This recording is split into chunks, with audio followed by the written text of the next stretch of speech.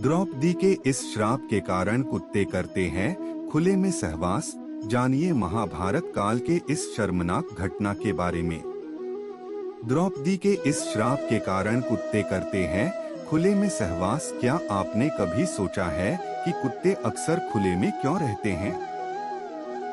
क्या आपने कभी सोचा है कि कुत्ते ऐसा क्यों करते हैं? इसका कारण क्या है? क्या उसकी गलती इस सजा के लायक है? महाभारत काल एक ऐसी शर्मनाक घटना से चिह्नित था जिसने पूरी कुत्ते जाति का भविष्य बदलकर रख दिया था। कुत्तों को पांडवों की पत्नी द्रौपदी ने श्राप दिया था क्योंकि उन्होंने उन्हें यह श्राप दिया था। अब सवाल उठता है कि पांचाली को कुत्तों से नफरत क्यों थी और वह कुत्तों को ही क्यों कोसती थी। नमस्ते मित्रों, राधे राधे, जय श्री कृष्णा। इसी तरह वीडियो सुनने के लिए चैनल को सब्सक्राइब करें और कमेंट में लिखे जय श्री कृष्णा। आइए सुनते हैं।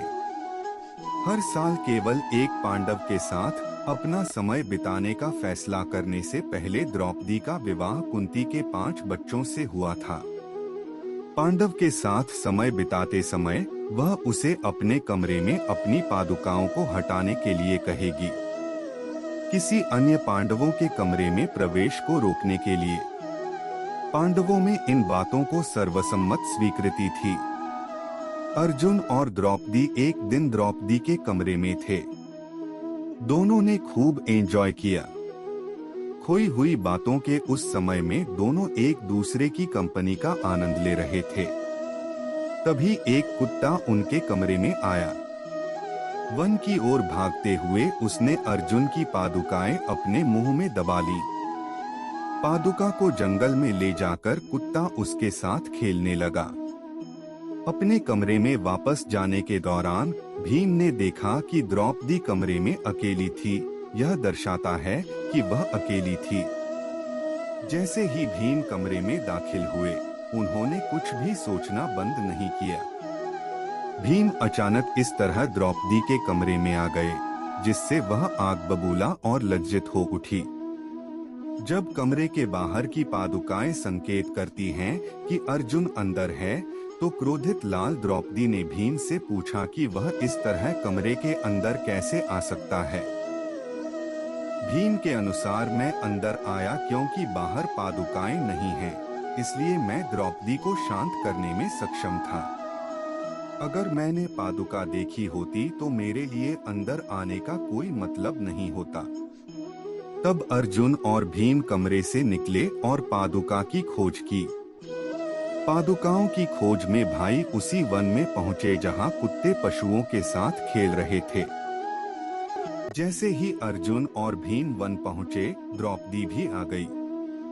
द्रौपदी का क्रोध इतना अधिक था कि जब उसने कुत्ते को पादुका के साथ खेलते देखा तो उसे श्राप दे दिया।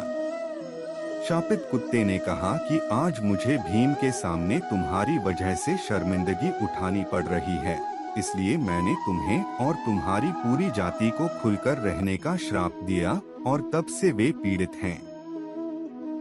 2 कारणों से यह लोक कथा शास्त्रों में नहीं आती, भला इसके अस्तित्व का कोई प्रमाण नहीं है, और दूसरा, सभी जानवर खुल्लम खुल्ला रहते हैं, इसलिए श्राप केवल कुत्तों को दिया गया था। ऐसे लोग हैं जो इसे सच मानते हैं, जबकि कुछ लोग हैं जो इसे इस कारण से काल्पनिक कहते हैं। हमने हमेशा अपनी पौराणिक कथाओं में कुत्तों के बारे में कहानियां सुनाई हैं, और हम आपको यहाँ और बताएंगे। माना जाता है कि प्रकृति में कुत्तों को आने वाली घटनाओं के बारे में पहले से पता होता है। इसके अतिरिक्त कुत्तों में भूतों को देखने की भी क्षमता होती है। कुत्ते का रोना शुभ माना जाता है, हालांकि कुत्तों को भैरवनाथ की सवारी माना जाता है। अगर आपके घर के सामने कुत्ता रोता है तो यह इस बात का संकेत है कि आपके घर में कुछ अप्रत्याशित होने वाला है। जब कुत्ते रात में अपने आसपास किसी बुरी शक्ति को महसूस करते हैं तो वे आमतौर पर रोते हैं। ज्योतिष में कुत्ते को यम का दूत माना जाता है। कुत्ते के बारे में यह भी कहा जाता है कि वह दूसरों का जीवन चुराकर अपना पेट भरता है। शायद इसीलिए कहा गया है कि कुत्ता जब आपके खाने को छूता है तो वह अपवित्र हो जाता है। हम आशा करते हैं यह वीडियो आपको अच्छा लगा होगा। अंत तक बने रहने के लिए आपका धन्यवाद। अगला वीडियो जल्दी ही मिलेगा। वीडियो को अच्छा लगा हो तो लाइक करें, शेयर करें, कमेंट करें और हमारे चैनल को सब्सक्राइब करें। नमस्ते मित्रों।